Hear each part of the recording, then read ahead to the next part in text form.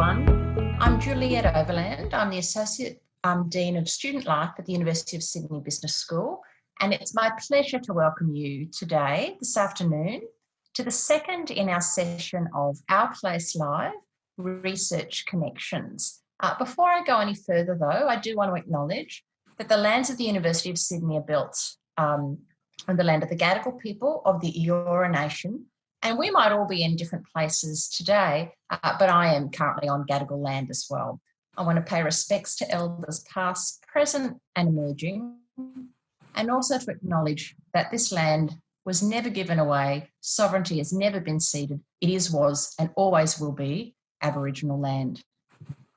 I'm really pleased to be able to be part of this initiative around Research Connections and to be able to connect you, our students, with the research of our academics in the business school. I know when I was a student, particularly an undergraduate student, I really didn't have an understanding of the research that academics undertook. And it was much later that I actually realised the breadth and depth of the knowledge of the people who were teaching me and how they really were the true experts in the area. With that in mind, I really want to thank our speaker today, Professor Kai Riemer, who's one of our leading and top scholars in the business school. Kai is a professor and the head of our discipline of business information systems, and he's a leading researcher worldwide in the topic of digital disruption. He's also one of our awarded and best teachers in the school, and we're very, very lucky to have him present to us today on a topic I'm really interested in hearing about, particularly at the moment. And that research or that presentation is on what research on digital disruption can teach us about how to respond to the COVID-19 pandemic. So I'm going to hand over to Kai, but before I do, I just want to remind you all that if you do have a question, please post it on Slido. You should have the details as part of your registration. And remember, our event code is K210. If you send your question through, I'll be able to put it to Kai at our Q&A at the end. So welcome, Kai. Thank you for presenting, and we're really looking forward to hearing what you've got to say. Thank you. Thanks, Juliet. Thank you, and hello, everyone. I'm going to bring up my screen so you can see my slides. But I want to just tell you a little bit about what I do.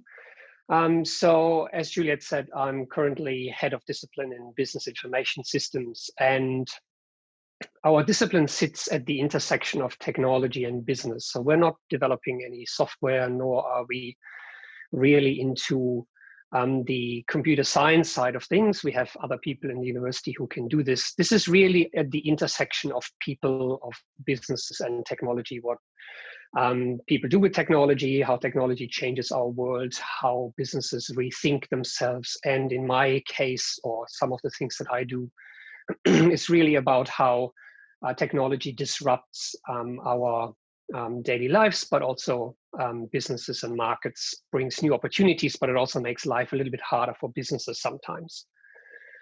Now, the research I'm going to present is research that my colleague Robert Johnston and I have been doing for a little while, and we looked at different industries, but most importantly, the music industry. Now, why is this important? It's not really important to the COVID-19 pandemic, but what we can learn from these cases and studying them in depth is a little bit about how disruptions actually work, what happens during a disruption. And we can all agree that COVID-19 presents us with one of the biggest disruptions that, or hopefully most of us in our lifetimes will have to be exposed to. So it's a truly game-changing event.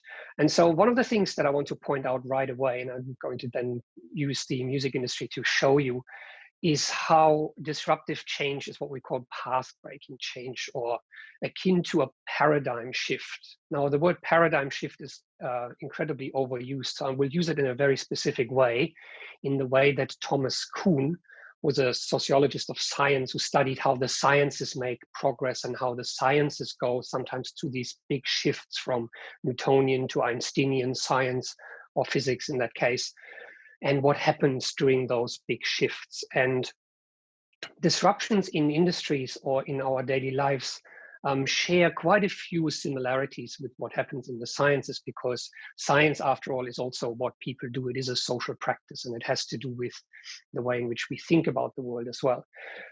So what I want to say is that disruptions can either emerge slowly, which they do often in innovations, when a new technology might come in, and at first it's pretty innocuous and people don't really know what it's about, but then it sort of is being taken up, and then it brings about a big shift in an industry. Or disruptions can be the result of a sudden event, and surely the pandemic is something that has changed or is changing the world right now quite profoundly. And if you think back, and if you think about what it does to us in our perception of time, it feels much longer than 8 or 10 weeks since we've all sort of left our normal lives and sheltered at home, and work became weird and everything became kind of difficult. So it can be quite sudden, or it can emerge slowly. But what I want to say is that it doesn't just change what we do. It doesn't just change the way we do business or we go about our daily lives. It also changes, and that's almost a more important thing, it changes our collective worldview, our understanding, the way we make sense of certain things. And that makes these disruptions quite profound and also irreversible in many ways. So I'm going to show you what that means. The problem with this change in worldview is that when this happens, we all of a sudden find ourselves in a different situation, which makes complete sense in hindsight. But it's also, as we live forward, as we look towards the future while these shifts are underway, it's not possible to really forecast where it will land us. And that we can see from studying past disruptions. So if we look at sort of some of the evidence in the music industry, now this is Susanne Vega. Her song Tom's Diner was used by Karl-Heinz Brandenburg, one of the scientists who developed the MP3 music compression standard that catapulted us into this world of digital music. So she basically at the time could not imagine why anyone would want this MP3 thing, this digital music, and why would you want to listen to music on your phone, right? That did not make sense at the time.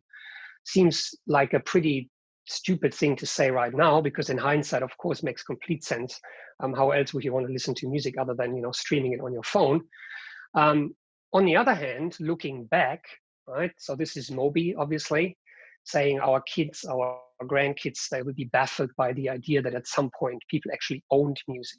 Right? So people went to shops, they bought a record, they owned the music. Why would you want to do that? You can just stream things.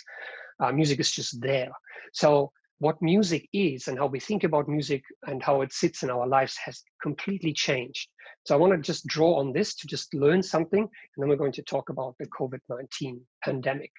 Now, this is the only sort of technical thing that I want to point out.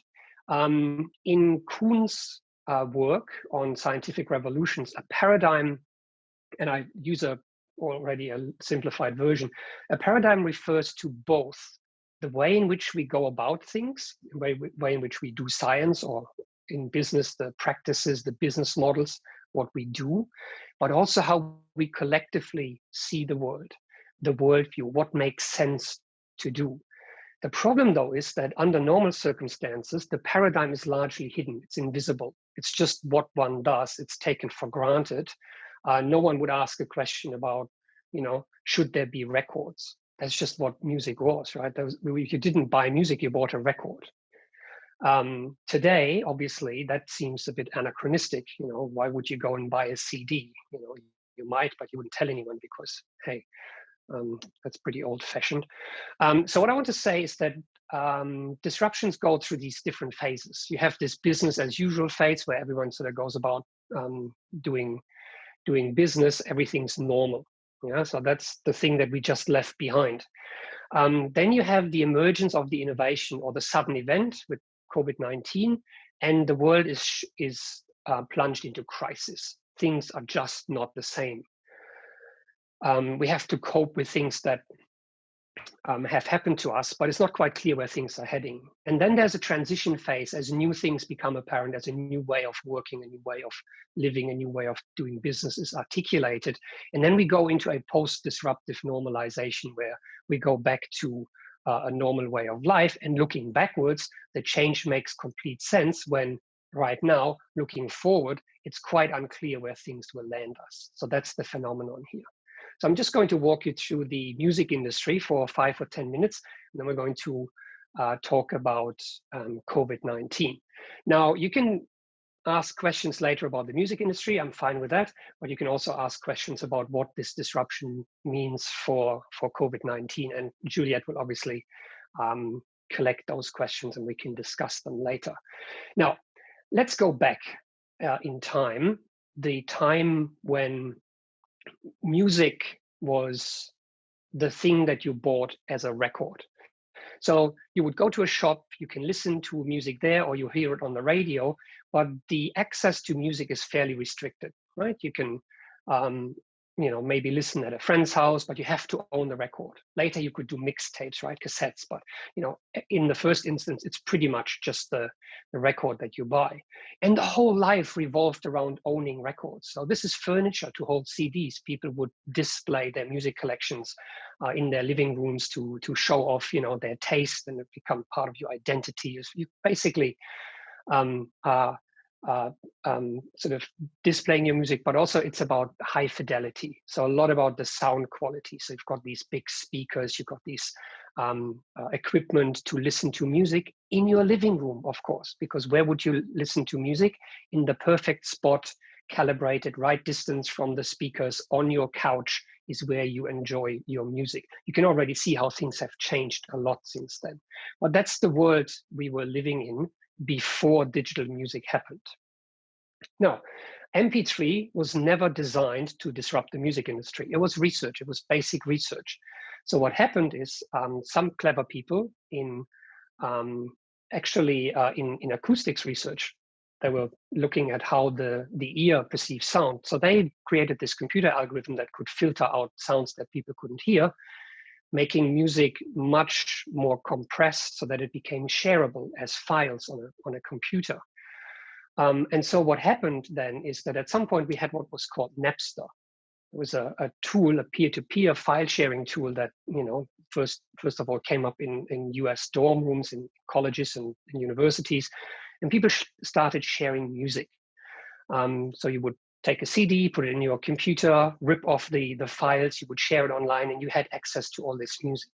Now, for the music industry, that presented a crisis, because all of a sudden there was this whole group of people who wouldn't go, in their view, and purchase any music. So basically became a piracy problem. Other than that, MP3 was really irrelevant to the music industry. Didn't help anyone in the music industry to produce better records. So for them, it was really a nuisance. It was a problem in the beginning. What they missed, what they really couldn't see, because for them it was just theft. People weren't buying, but they were stealing music from them, because music is something you own. They own the music, they can sell it to you as a record. If someone copies it off the internet, that's stealing. What they didn't realize is what actually happened. So I was using Napster at the time, not because downloading the music was so much better, because the quality was pretty, let's face it, shit. So I would still go and buy the CDs, but all of a sudden I could discover all this music on people's hard disks. So the access to music is really what was the game changer. The idea that you could all of a sudden discover music you would never ever have heard of.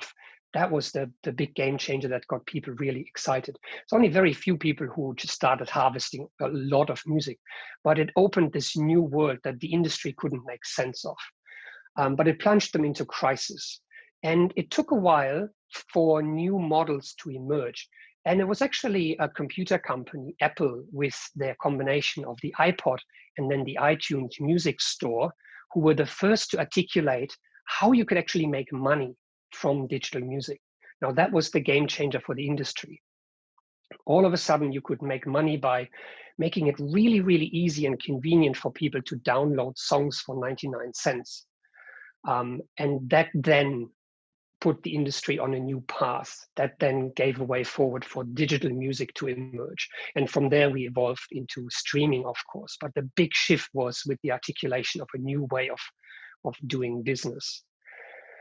But it presented a clash. There was these two ways of doing business, these two worlds. One world was about ownership, buying, recording, collecting music as a property. And the other one was all about access, sharing, instant mobility, freedom, music as a service. Yeah, so freeing the music from the living room. Now we are so accustomed to listening to music with our headphones. It's really what we do now, right? That did only exist as a sort of a sideshow back then with a Walkman or something. It was never really what people were going for. And so the paradigm shift is really a gestalt shift. We start seeing the world in a different light, from collecting and owning music to freeing music and taking it everywhere, having this access everywhere at any time to the entire music catalog. And that's a really different way of thinking about music. Now, all of a sudden, it looks really anachronistic that someone would go and bother themselves with a CD or a record. That isn't to say that vinyl isn't coming back as a sort of niche practice. But if we look at the world we live in now, streaming is the new normal. And that's what it's all about. What is the norm? Yeah, and the norm back then was records, was owning music. Today, it's a subscription. It's just streaming music. You can still go and own music, but it's not the normal thing. You have to answer, to people. It's like, what are you doing? Why are you going to buy music? Even DJing has changed, right? We see less and less vinyl being used. There was this period in between where people used CDs. That was a peak. So today it's all electronic. You can still go and have your own music pressed on a beautiful vinyl, but these are niche practices now. They have become something for hipsters and people who really into this old-fashioned stuff. But that's not normal anymore. When in fact it was at some point just what you would do. Now, this happens in the music industry. The iPhone changed the electronics industry. It brought together all these things in one device. It got rid of the keyboard. It gave us all screen devices. So some of these technologies are really game changers that set entire industries on a different path. And it is quite remarkable that Apple had two of those and changed two industries quite profoundly. So, so I'm wearing my Apple t-shirt today just as a reference. Now, we'll leave behind the music industry and delve into the COVID-19 pandemic, because I want to point out the similarities. There's some differences for sure, because it's not an industry disruption, it's not a technological innovation, but it is nonetheless disruptive. Now, first of all, it's a sudden shock. It's not a slow buildup. It's not MP3 bubbling at the fringes of the industry and then growing on us and then all of a sudden creating a crisis. It also has high visibility from the start. When MP3 came up, it was pretty confined at the beginning for everyday people. It was pretty much non-existent. The industry didn't notice it at first. There's no way we could, not notice COVID-19 and what it does. It's a large-scale event. It's not confined to one industry, and there will be many potential changes and shifts as a result. So it changes different industries. It changes different ways of going about our lives. So these are the differences, but importantly, the similarities. It creates a profound crisis, not just in business, but in society and in the economy more broadly. We find ourselves in uncharted waters, much like the music industry before it became clear how to make money from digital music. It was not clear where things were heading. Everyone was experimenting. Everyone was confused. Some didn't make the transition. Many businesses went bankrupt in the process, and that will happen again. There'll be widespread failures in business models. Some business models might not transition into a post-corona world. But also radical ideas become normalized. So not owning music was not something that was even thinkable, because just what one does. But now it's the norm. Many of us don't own any music, we just subscribe. So it's a change in worldview, it's a change in our thinking that comes with the change in what we do in the world. So let's go through these phases again, but let's look at what happens more generally and with COVID-19, and also what businesses can do. So how do you go about preparing? Now, you don't know when a crisis like that happens, but good businesses have things in place, such as a business continuity plan. Business continuity plans like what do you do when you can't access your office anymore? How do you make sure that not everyone in your company gets sick at the same time. So you split teams up, you put them in different locations. You have all these things in place. Also, the more responsive and agile your organization is, the less centralized it is, the less it is managed in a top-down way, the more you are able to actually respond. So you can build this before a crisis happens. And you can use futuring techniques to imagine certain things that might happen, to then be prepared to ask questions in the present of the kind of what if. Yeah, so these are things that you can do in anticipation. More importantly, the phase that we're finding us in right now is you need resilience. You need to communicate and collaborate fast with your business partners up and down the supply chain to make sure that they are okay, that you band together, that you suspend certain practices, that you hibernate, that you make sure that everyone survives the crisis. There's no point you surviving the crisis at the expense of your suppliers, because then you're out of business as well. So you have to really think systemically. You need to trust your employees. You need to decentralize. You cannot possibly top-down manage a response to a crisis. So you need to trust that people make the right decisions and put in the hard work. You need to unlock creativity and come up with just creative ways of coping. If you look around the city and how many restaurants, for example, have adjusted, just changing their business model from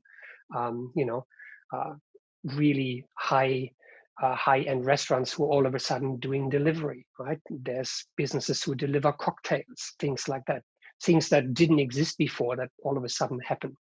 And we need to find a way to actually look into the future, which has now become completely blurry because we don't know where it will land because this shift is underway. But you need to imagine, again, you need to imagine what things could look like. Yeah. And then the next phase, we're going from resilience to adaptation. As new changes become manifest, as it becomes clear what the world of work might look like, as it becomes more clear what business models will work, or as new opportunities become clear, we need to be agile enough to reshape our business models. And the most important skill, and it is quite funny that the university has led with this image campaign for quite a while, is really unlearning, because the hardest is to let go of old ideas, to let go of old practices. It's much harder than learning something new, is unlearning something that we are already invested in, that we took to be just true and the norm. Things like that basically fall by the wayside. But also, while we might hibernate in the resilience phase, the next phase is really where companies need to be active. You can't just wait this out because your competition will not. So this will be a really active phase as we move forward.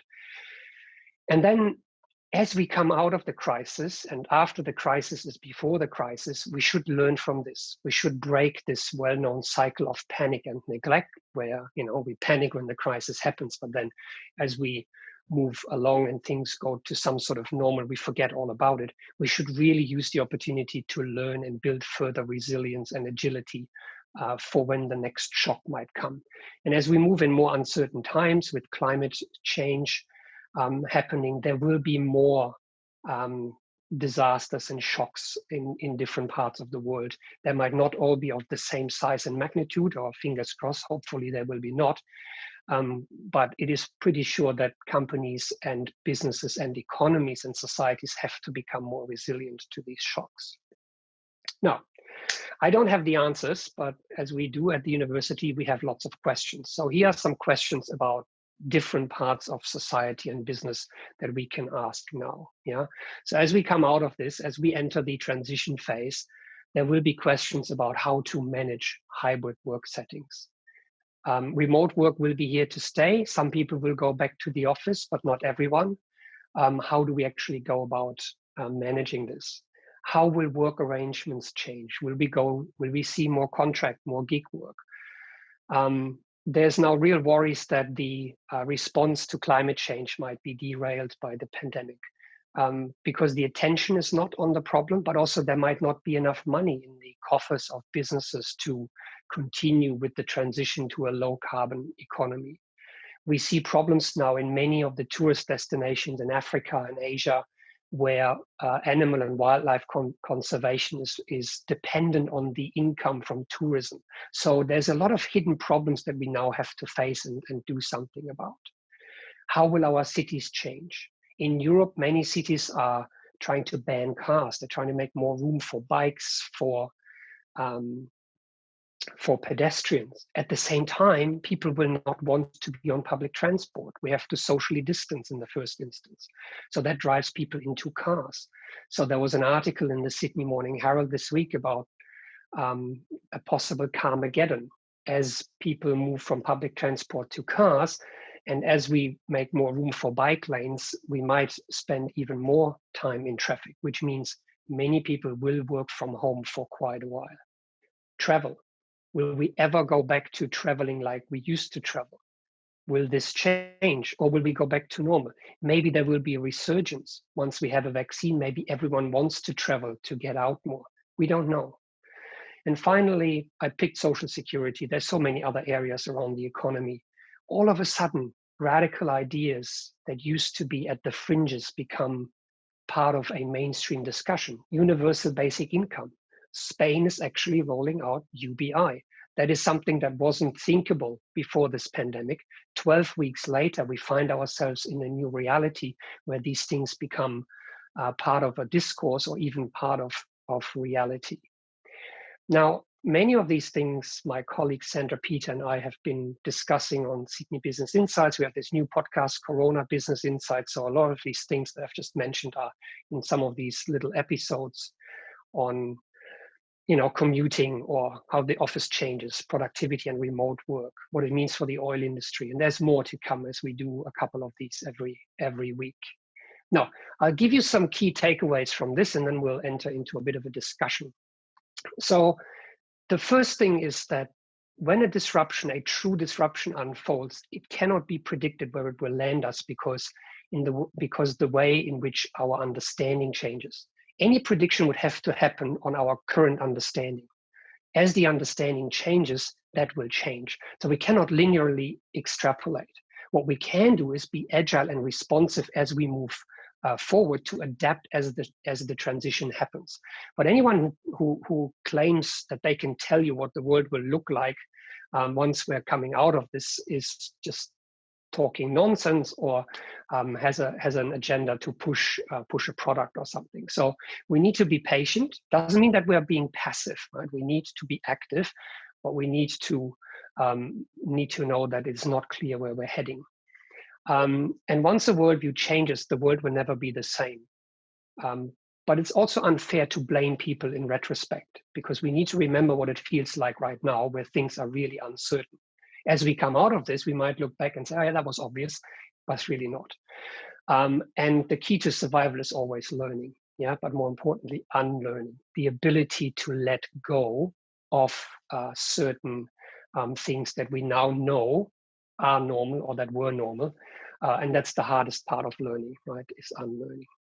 So thank you very much. And a little bit more advertising. Today's episode, we're actually talking about what this means for work in Silicon Valley and why AI can't really cope with our weird behavior at the moment. That's a really fascinating topic as well, how what is happening at the moment challenges some of these ideas of automation and AI, especially in this transition period as things are changing rapidly.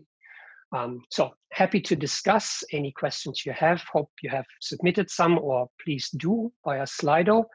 And so I'm happy to now discuss with Julia. Thank you very much. Now, normally this is where I would ask everyone to give Kai a big round of applause and say thank you, and for him to be able to see that. But I will do that on behalf of everybody else. All good. And I know that you will all be joining me online, thanking Kai. Kai, that was a really, really interesting presentation. And as someone of a similar vintage and having lived through the MP3 and the Napster years, I really can see how we could never really have predicted when we were living in those times where we would end up now with how music works. And I know my own children find it quite puzzling to think about me owning CDs and vinyl records as I used to as well. We've had some great questions come in, and if anyone else has a question, please do send it through right now on Slido so I can add it to the questions I'm going to ask. One of the first ones, Kai, was actually asking about websites and podcasts, so thank you for already answering that question and promoting that. A popular question seems to be that people listening are thinking about the issues that will be affecting the world of work in the future, and asking what skills do you think are going to be the most important for our new graduates coming through? What do you think employers will really be looking for given this disrupted age we live in? That's a good question to which there is no obvious answer, right? So not in terms of a specific skill, yeah. But I think what we can see is that what we need the most is learning how to learn, right? Learning how to learn and learning how to unlearn, not to be dogmatic. And also, I mean, at the university, sometimes we have this this idea, or students and all of us in life, really, we want the answers, we want the solution, we want the algorithm. Tell me what to do. What's the recipe for solving this problem? Now, we're now in a world where we don't even really know what the problem will be. Yeah. So asking good questions, being comfortable with the fact that we don't fully understand the problem, let alone what the algorithm or the recipe is to solve it, and then being able to, work towards understanding the problem better. Yeah. So this idea of being comfortable with uncertainty and being able to truly learn, not just trying to, memorize a way of solving a well-known problem, but to cope with problems that we don't understand. I think that will be one of the most valuable skills, at least for the next little while. But, with climate change and all the uncertainties, I think it might be one of the life skills. I think that's a really sensible and helpful answer. Another question that's come through is, do you have any predictions for what might be going to happen for future trends? And I have to say, whenever I hear these sorts of questions, I think, well, if anyone knew the answer, they'd be so wealthy they wouldn't be working in a university, because you'd know what would happen, you'd know what to invest in, and you'd be long since retired on the earnings. But do you have any predictions that you share? Well, I have to say no, right? Because the whole idea of my talk just then was to show why it is so hard to have any predictions right now. Yeah, predictions work when the future is an extension of the past. When in some way, shape, or form, we can go from what we know now and what we used to know yesterday to what is important tomorrow. This is a time where predictions and forecasting really, really is challenged. So what we need now is we need imagination. We need to be able to imagine what possible futures, plural, might look like, and then to prepare. So we need to think in options. We need to think in possibilities, not trying to know the future, right? It's a bit tricky under normal circumstances, but these are not times for predictions. These are times for, imaginations and being flexible and adaptable. So that's a pretty academic way of answering your question, right? Yeah. No, I think that's a great answer. And I really like to hear the talk around, futures with a plural, not just the future. Because I think that is something that not only can we relate to the idea that there will be many phases, but it's important to be able to do that.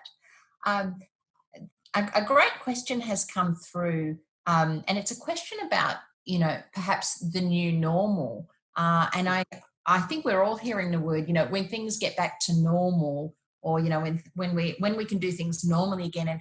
And I think most of us are now starting to realize normal is gone. The past is the past now, and we are in a different stage, and we're entering one of those futures. But when we think about doing business and how everything has had to move online pretty much, whether people wanted to or not, what are the lessons for employers in relation to that adaptability? Yeah, there's some good questions in there. Now, the first one is around what it means to be to have normal. Mm. And it just shows us how much we rely on the past in thinking about the future, right?